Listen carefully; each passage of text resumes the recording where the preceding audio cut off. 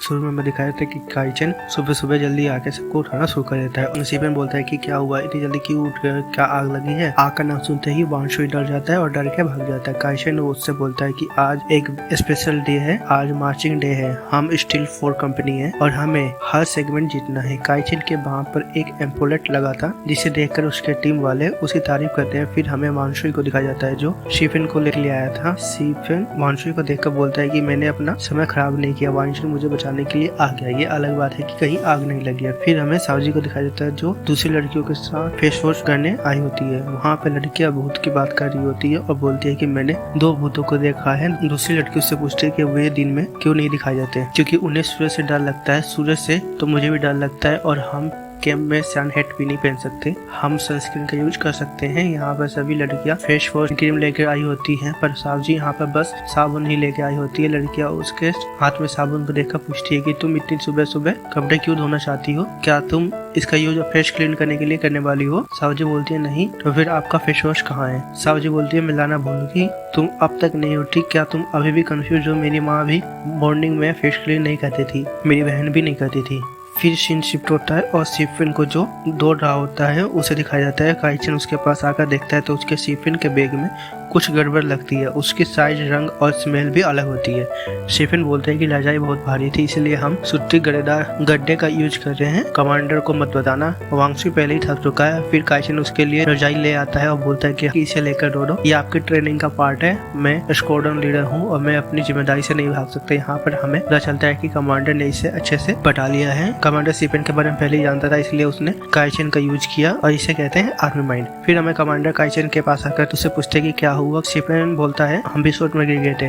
Commando से बोलता है कि हमें लंच में 2 कम आदमियों को खाना बनाना पड़ेगा। फिर स्टीफन को दिखाया जाता है जो अपनी बहन के पैरों को पकड़कर बैठा होता है और बोलता है कि क्या तुम मेरी बहन नहीं हो, तुम्हें मेरी केयर नहीं करनी चाहिए, तुम मुझे एक चिकन ड्रमकिंग दे दो। फिर वांशुई वहाँ पे आ जाता है। सावजी उससे बोलती है कि आपका भाई कैसे है, उसे हीट स्ट्रोक हुआ था। वांशुई डॉक्टर के पास चला जाता है। स्टीफन बोलता है कि मुझे 2 ड्रमकिंग चाहिए, मैं इसे वांगजिंग को दे दूंगा। सावजी बोलती है कि तुम मुझे बेवकूफ समझते हो और स्टीफन को मारने लगती है। वांशुई डॉक्टर के पास भेंट को देखता है और फिर वांशुई वहाँ पर से एक मेडिसिन उठा लेता है और वांगजिंग के लिए नाशपाती लेकर उसके रूम पर चला जाता है जहाँ पर वांगजिंग नहीं होता है। वांशुई उसकी मेडिसिन और नाशपाती उसके रूममेट को दे देता है और उसका रूममेट उसके जाते ही नाशपाती को खाना स्टार्ट कर देता है। वांशुई फिर से रूम में आता है तो उसके रूममेट को नाशपाती खाते हुए देखता है, जिसमें वांशुई उससे खाने से रोकता है पर वो नहीं मानता। रूम में काफी बहस होती है। फिर वांगशुई उससे बोलता है क्या तुम बेल्ट खाना चाहोगे। हमारे यहाँ पर बेल्ट खाने का मतलब पिटाई से होता है, यहाँ पर सच में खाना है। असली इटालियन लेबरिक लेदर है, ये बहुत स्पाइसी और टेस्टी है। जब वांशुई उसे खिलाने वाला था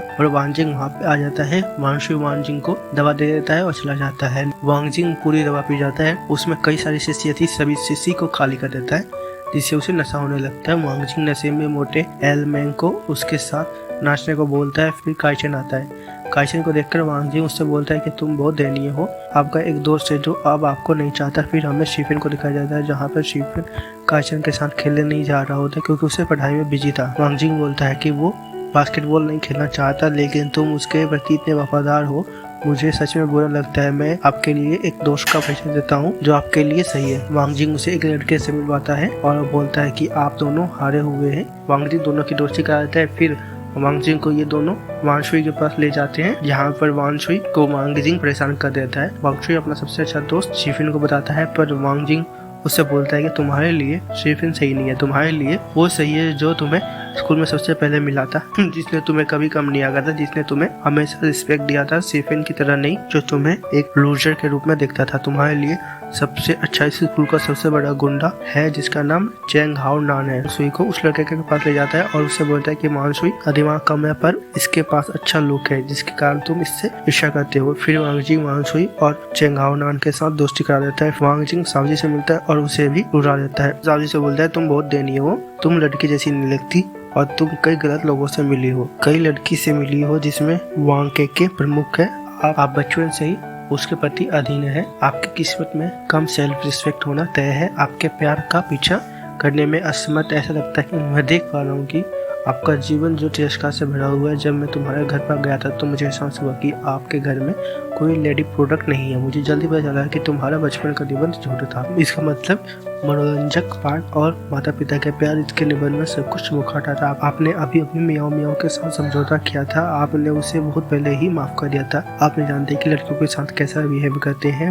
जब तुम बहुत बड़े हो रही तो तुम्हारे तरफ सिर्फ लड़के थे। साहब जी को बहुत ज्यादा गुस्सा आ जाता है, पर डॉक्टर उसे शांत कराती है। साहब जी को डॉक्टर अच्छे समझाती है और साहब जी उसे अपनी माँ की तरह समझने लगती है। उसके हाथ पे दाने थे। आपकी स्किन सूखी है और एलर्जी का खतरा है। मैं तुम्हें कुछ विटामिन ई दूंगी जिसे नहाने के बाद लगा लेना। फिर डॉक्टर वांग जिंग को बाहर निकाल देती है जहाँ पर स्टीफन बैठा हो। स्टीफन उससे पूछता है कि आपके पास सेल फोन है। स्टीफन वांग जिंग को किचन में ले जाता है जहाँ पर कोक की बोतल में कुछ मिला देता है और उससे वांग जिंग को पिला देता है, जिससे उसका नशा उतर जाता है और सारी बात याद आ जाती है। स्टीफन को देखकर वांग जिंग बोलता है कि इसमें मेरी गलती नहीं है, मैं नशे में था। वहाँ आने के लिए मेरे वकील से बात करें। स्टीफन बोलता है आप जाकर सबसे पहले जिम्मेदारी ली है। मेरे पिता की एज 50 वर्ष की है और वे नशे में रहते हैं और जागने में भी अपनी जिम्मेदारी नहीं लेते। वांग जिंग बोलता है आपकी उम्मीद उल्टी है। जो व्यक्ति नशे में डूब जाता है यानी वह वास्तविकता से दूर भागता है। क्या आप इससे उम्मीद कर रहे हैं कि वो जिम्मेदारी ले? जब वांग जिंग उठता है तो वांग जिंग का रूममेट एल में उसे देखकर बोलता है कि इधर मत आना, मैं कब से सो रहा था, 2 दिन से। वांग जी मोबाइल को देखता है और उसके फोन में सिग्नल नहीं आ रहा होता। फिर हमें वांग छुई उसके साथ चेंग हाओ नान को दिखाया जाता है। दोनों गाना गाते हैं। फिर हमें वांग के को दिखाया जाता है जो लाइव स्ट्रीम करी होती है। वांग छुई का गाना सुनकर वो बाहर आती है। वांग छुई और चेंग हाओ नान दोनों को उसे देखकर गाली देना शुरू कर देते हैं। आप एक कबड्डी और गंदी लड़की। जब आप हंसते तो आपको देखकर भेड़िया भी आत्महत्या कर लेगा। वांग छुई बोलता है यदि तुम मेकअप नहीं करती तो तुम भूत से में बहुत डरावने दिखाई देती। वांग के को बहुत ज्यादा गुस्सा आता है तो वो बोलती है कि चेंग हाओ नान आप आज से तुम मेरे सबसे बड़े दुश्मन हो। तो इन सबको वांग के लाइव स्ट्रीम के ऑडियंस ने भी देख लिया था। फिर हमें वांग जिंग को दिखाया जाता है जो सिग्नल के तलाश में होता है। स्टीफन वांग जिंग से बोलता है कि तुम सिग्नल देख रहे हो या तुम मुझे अपना फोन उधार दे सकते हो। डेली चेक इन के लिए मैं सिग्नल ढूंढने में तुम्हारी हेल्प करूंगा। वांग जिंग मान जाता है। फिर स्टीफन वांग जिंग को लेकर पहाड़ी पर चला जाता है। दोनों सिग्नल खोजते हैं पर सिग्नल नहीं मिलता। फिर स्टीफन पतंग से जुगाड़ कर सिग्नल खोज लेता है। हमें काइचन और उसका न्यू फ्रेंड हाओ रैन दिखाया जाता है। इन्होंने वांग जिंग को देखा जिसने अपनी टोपी नहीं पहनी थी। इसके अलावा ये अभी भी लेट हो गया था। काइचन इन दोनों का नंबर काट लेता है। फिर हमें मियाओ में देखा जाता है जो हॉरर स्टोरी सुना नहीं होती। मैंने सुना है कि लंबे समय में मेडिकल बिल्डिंग बंद है और हम रात में इसे अच्छे से सुन भी सकते हैं।